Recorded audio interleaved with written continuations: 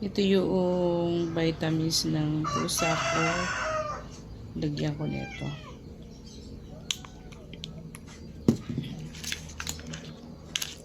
Haluin natin para sure na makakain na yung vitamins. Ayan, cute niya, oh.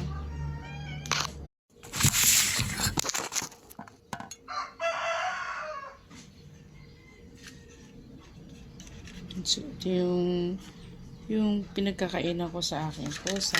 Ayan.